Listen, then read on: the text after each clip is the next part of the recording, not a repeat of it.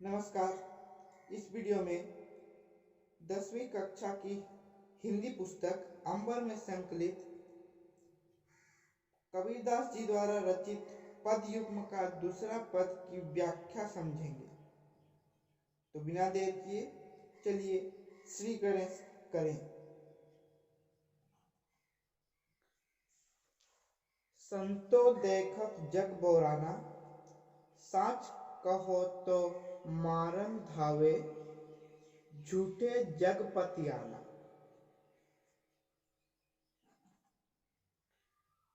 संतो यानी कि समस्त सज्जन पुरुष या साधुजन, देखत यानी कि देखो, जग यानी कि संसार, बौराना यानी कि पागल होना, साच यानी कि सच सत्य,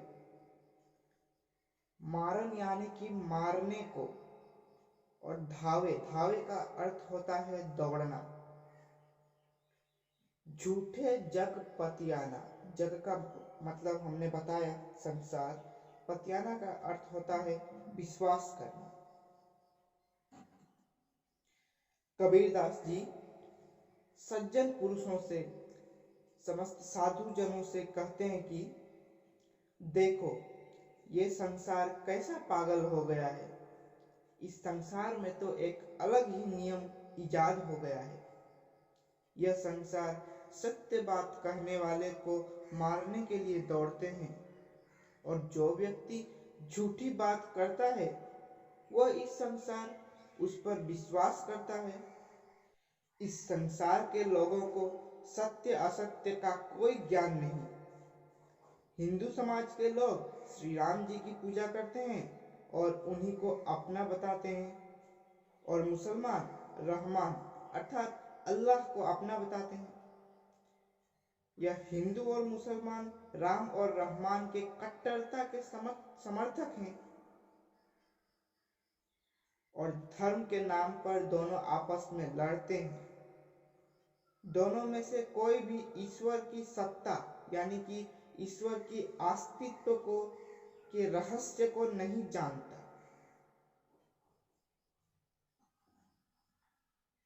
तभी तो उन्होंने कहा है कि ये जग बौरा गया है, पगला गया है। नेमी देखा धर्मी देखा, प्रात करे स्नाना, आतम मारी पखा नहीं पूजे, उनमें कछु नहीं ज्ञाना। नेमी का अर्थ होता है नियमों का पालन करने वाला। धर्मी का अर्थ होता है धर्म का पालन करने वाला। प्रात यानी कि सुबह भोर का समय। स्नाना यानी कि स्नान करना। आतम आतम का अर्थ होता है स्वयं। पखानही का अर्थ होता है पत्थरों को, अर्थात पत्थरों की मूर्तियां को। और कछु यानी कि कुछ। इन पंक्तियों द्वारा कबीरदास जी कहते हैं कि उन्होंने ऐसे बहुत लोगों से मिले हैं जो नियमों का पालन करने वाले थे और धार्मिक अनुष्ठान भी करते थे। यही नहीं बल्कि प्रातः उठकर स्नान भी करते थे और पत्थर की बनी मूर्तियों का पूजा करते थे। कबीरदास जी के अनुसार इनके अंदर कोई ज्ञान नहीं, ये ज्ञान विहीन लोग हैं जो आत्म तत्वों को छोड़कर मूर्तियों की पूजा करते हैं। इन लोगों को अपने ऊपर विशेष घमंड है।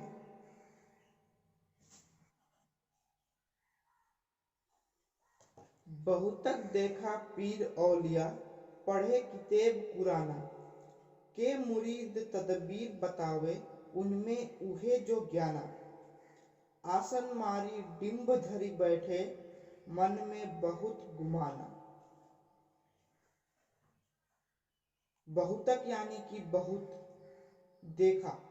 पीर औलिया, पीर औलिया का अर्थ होता है धर्म गुरु और संत ज्ञानी। पढ़े यानी कि पढ़ना, किताब यानी कि ग्रंथ, किताब का अर्थ होता है ग्रंथ। मुरीद, मुरीद का अर्थ होता है शिष्य। तदबीर यानी कि उपाय। डिंबधरी, डिंबधरी का अर्थ होता है घमंड करके। आसन मार के, मारी मारी यानी कि मार, आसन मार के डिंबधरी, घमंड करके बैठे। मन में बहुत गुमाना, गुमाना का अर्थ होता है घमंड, अहंकार। कबीरदास जी कहते हैं कि उन्होंने ऐसे अनेक पीर औलिया यानी कि धर्म गुरुओं को देखे हैं जो कुरान का नियमित पाठ करते हैं। वे अपने शिष्यों को तरह तरह के उपाय बताते हैं, जबकि उन्हें अपने खुदा के बारे में भी कुछ ज्ञान नहीं है, वे कुछ नहीं जानते। कबीरदास जी ढोंगी संत ज्ञानी पर भी चोट करते हुए कहते हैं कि जो आसन लगाकर अहंकार धारण किए हुए बैठे हैं, उनके मन में भी बहुत घमंड भरा पड़ा है। कबीरदास जी कहते हैं कि इस घमंड के कारण ही, इस अहंकार के कारण ही उनका जीवन व्यर्थ है।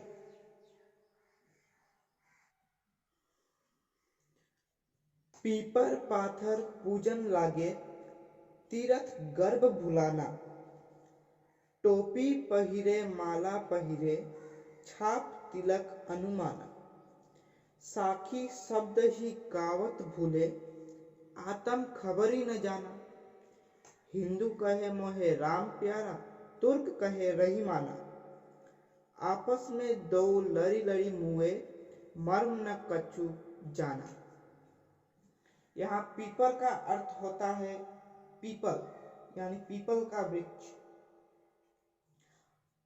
पाथर यानी कि पत्थर, पूजन यानी कि पूजना। तीरथ पता होगा गर्व, गर्व यानी कि अहंकार, भुलाना। गर्व का होता है प्राउड, प्राउडनेस। टोपी पहिरे, माला पहिरे है। छाप तिलक अनुमाना, छाप तिलक अनुमाना का अर्थ होता है माथे पर तिलक व छाप लगाना। साखी, साखी का अर्थ होता है दोहा। शब्द ही होता है वो मंत्र जो गुरु शिष्य को दीक्षा के अवसर पर देते हैं।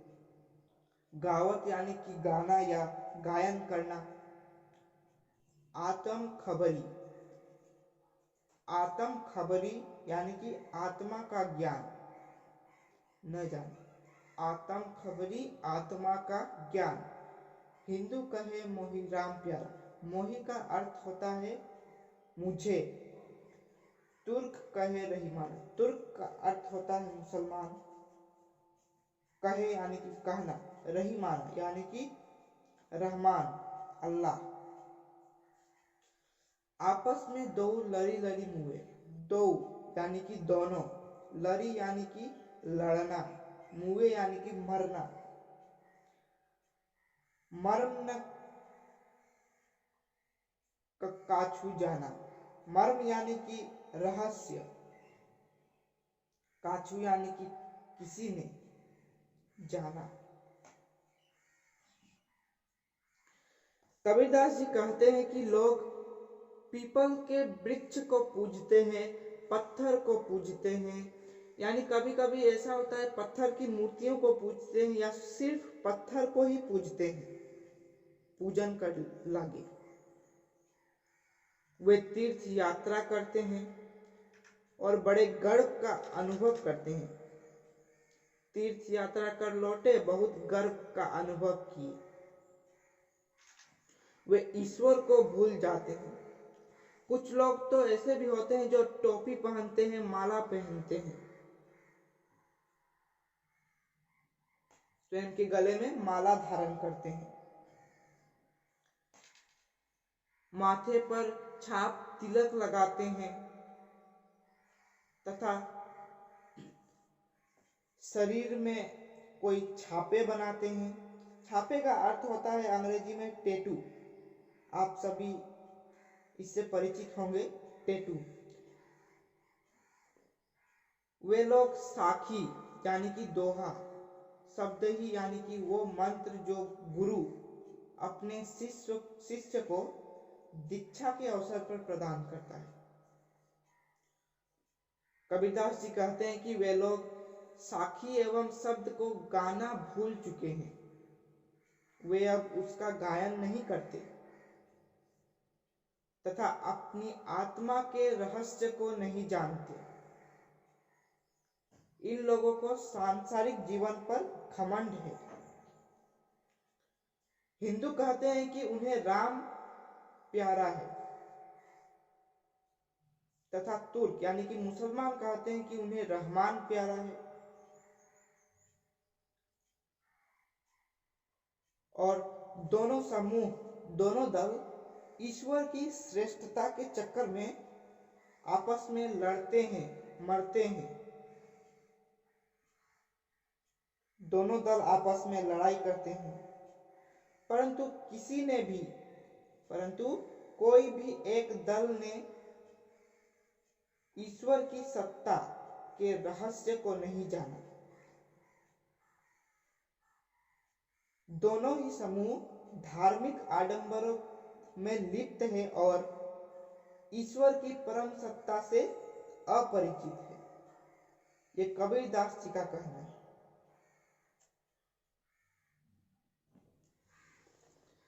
घर घर मंत्र देत फिरत है, महिमा के अभिमाना। गुरु के सहित शिष्य सब, बूढ़े अंत काल पछिताना। कहे कबीर सुनो हो संतो, ये सब भर्म भुलाना। कैतिक कहो कहा नहीं माने, सहजे सहज समाना। घर घर मंत्र यानी कि तंत्र मंत्र की विद्या देत फिरत हैं, विद्या देते घूमते हैं। महिमा के अभिमाना, यहाँ महिमा का अर्थ होता है उच्चता, श्रेष्ठता। उच्चता यानी उच्चता अर्थात श्रेष्ठता, दोनों में से कोई है। अभिमान, अभिमान। गुरु के सहित शिष्य सब बूढ़े, सहित शिष्य, शिष्य अर्थ होता है शिष्य, सब बूढ़े, बूढ़े का अर्थ होता है डूबे, डूबना। अंत काल यानी कि अंतिम समय, पछताना। कहे कबीर सुनो हो संतो, ये सब भ्रम भुलाना। ये सब भ्रम भुलाना। कैतिक कहो कहा नहीं माने, कैतिक कहो कहा नहीं माने। कैतिक कहो का अर्थ होता है कहाँ तक कहूँ, कहाँ तक कहूँ। सहजे, सहजे का अर्थ होता है सहज रूप से। समाना, समाना का अर्थ होता है लीन होना।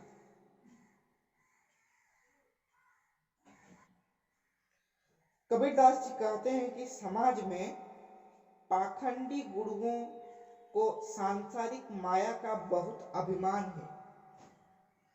पाखंडी गुरुओं को सांसारिक माया का बहुत अभिमान है। वे घर घर जाते हैं, मंत्र यंत्र देते फिरते हैं। इस प्रकार का ज्ञान प्राप्त करने वाले शिष्य और उनके गुरु दोनों ही अज्ञान के सागर में डूब गए हैं। कबीरदास जी कहते हैं कि इन्हें अपने अंतिम समय में पछताना पड़ेगा। अंतकाल यानी कि अंतिम समय।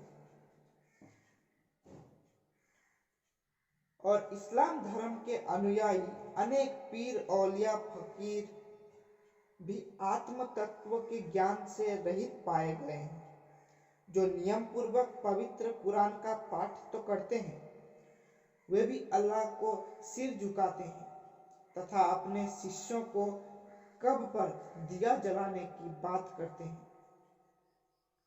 वे भी खुदा के बारे में कुछ नहीं जानते, वे ज्ञान विहीन लोग हैं। कबीरदास जी कहते हैं कि हे संतो, संतो यानी कि पूरा जग के मनुष्य को जो इस सांसारिक माया में डूबा हुआ है, कि ये सब माया को सब कुछ मानते हैं। कबीरदास जी कहते हैं कि वे लोग जो सांसारिक माया में डूबे हुए हैं, वे लोग इस माया को ही सब कुछ मानते हैं, अपना सर्वस्व मानते हैं। वे ईश्वर भक्ति को ही भूल चुके हैं।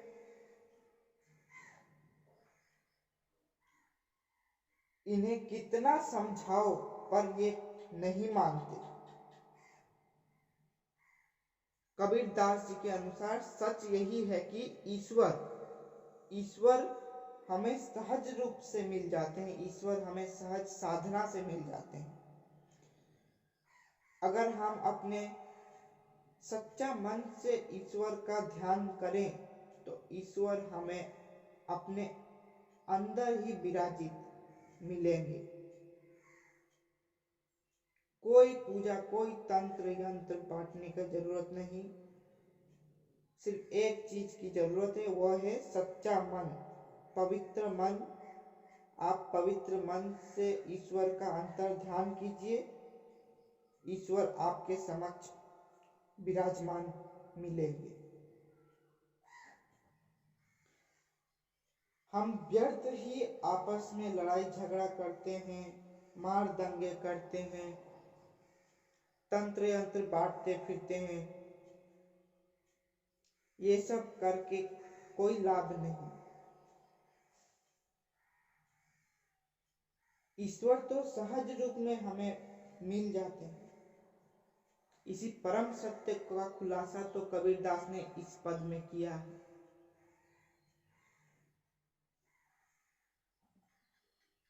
भगवान एक ही है। अगर हम अपना सर्वस्व न्यौछावर करके उन्हें सत्य मन से, पवित्र मन से अंतर ध्यान करें तो वो हमें बिना विलंब किए हमारे समक्ष प्रकट होंगे। अगर हम अपना तन मन धन से भगवान की भक्ति करें, उनका सुमिरन करें, तो वे हमें सहज भाव से बिना विलंब किए हमें प्राप्त होंगे। व्याख्या आपको कैसी लगी कमेंट करके जरूर बताइएगा। वीडियो अच्छा लगे तो लाइक जरूर कीजिएगा। जरूरतमंदों तक पहुंचाना यह आपकी जिम्मेदारी है। चैनल को सब्सक्राइब करना ना भूलिएगा।